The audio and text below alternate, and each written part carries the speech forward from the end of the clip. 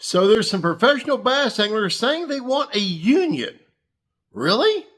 Let's leave the balls and strikes to the umpires. Woo, there it is!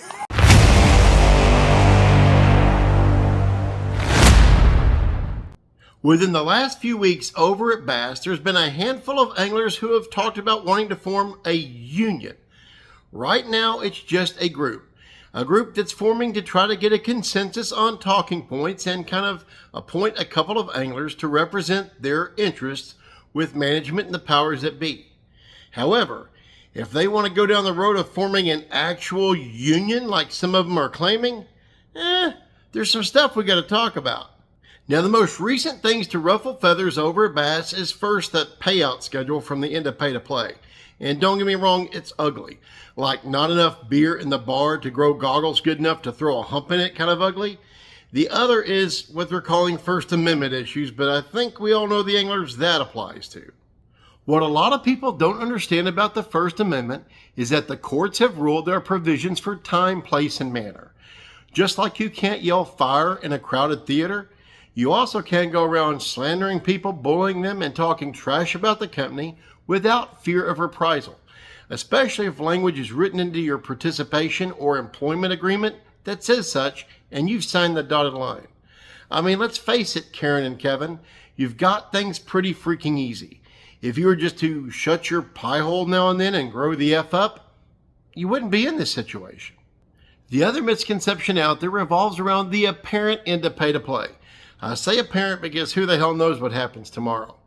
Some anglers seem to think that because they've done away with entry fees, it means that they're now employees.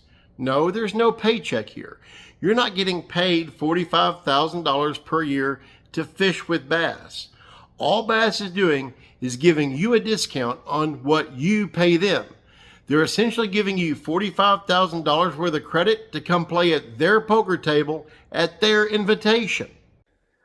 I think we'll always want to gamble because that's what fishing tournaments have ever been. Now let's take a deeper look into what forming a union would take and what it would actually look like.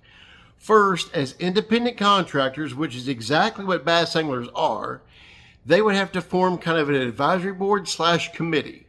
And then they would have to get Bass to recognize their union voluntarily. Good luck with that. And if Bass doesn't voluntarily recognize their little union, then they have to take their union in front of the National Labor Relations Board for certification.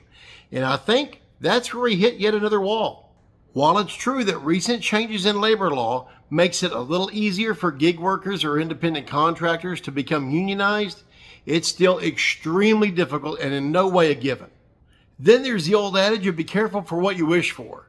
Because would having a union mean direct negotiations with the powers that be? Absolutely. It also comes with a cost.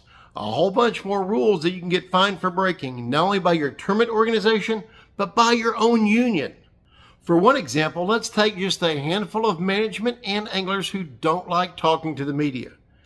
A contract would likely require you to, or you could face a fine. That doesn't bode well for anybody now, does it? Even then, we're bearing the lead, because let's say Bass says no to the voluntary certification of the new union. So they take it on to the National Labor Relations Board for approval there. They also get denied because there's no paychecks involved. Why? Only possible winnings from a sporting event based upon performance? See, then Bass can legally kick everyone to the curb who tried. Full retaliation, no consequences. See, anglers need to remember there's lots of other people waiting in the wings to take their jobs. Now, do they think that Major League Fishing or the NPFL is going to take them after such a stunt? Wrong. You got to remember, folks, we've all seen how this movie ends. Remember back during the big split when everyone said Bass was done for? All they did was take who was left. Remember the guys from the Fantasy Fishing League that ended up being the C, D, and E groups? Those anglers to choose from? They took them and transformed them into household names. Now we all know who they are and we support them. It ended up being only a momentary glitch for bass. Like it or not, professional bass fishing is, at the end of the day, a product. A consumable product, but a product. And it's only considered a professional sport because it's entertainment. See, they're just not like football, basketball, baseball, or hockey. Why? Because there's no regular regional impact on a specific city. Take football, for example. Football has 32 teams, which each of their teams will have 9 home games in their hometown each season.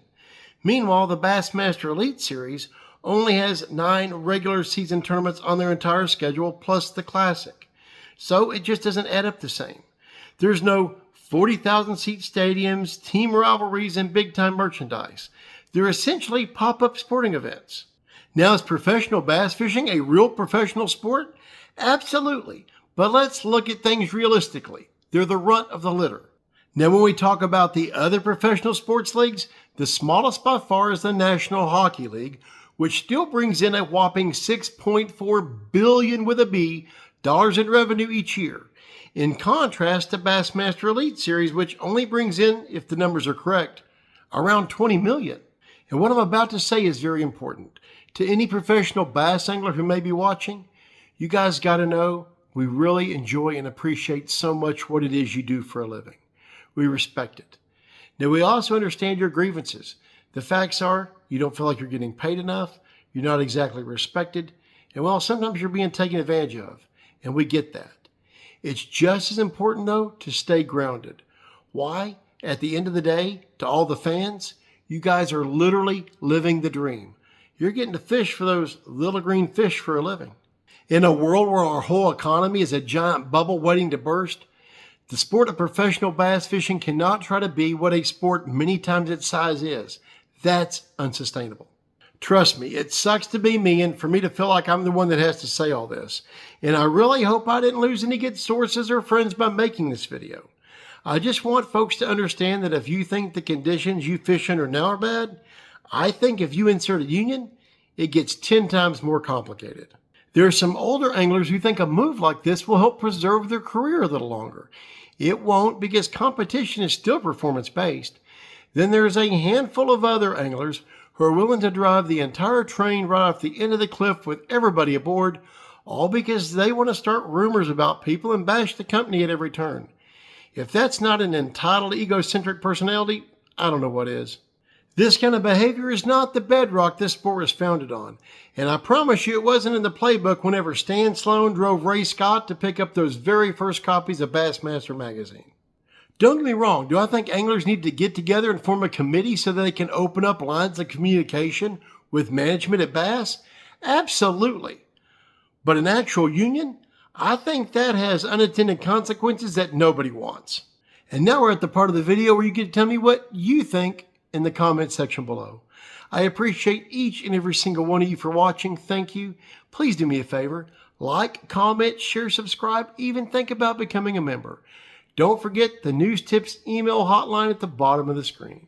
And until next time we meet, get out there on the water and keep it wet.